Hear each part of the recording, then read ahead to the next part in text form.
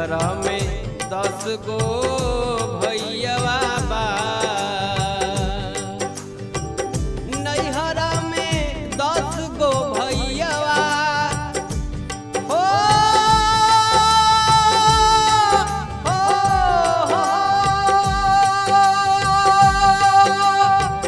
नैहर में 10 गो भैयावा आ 10 गो भौजिया बाड़िए राम।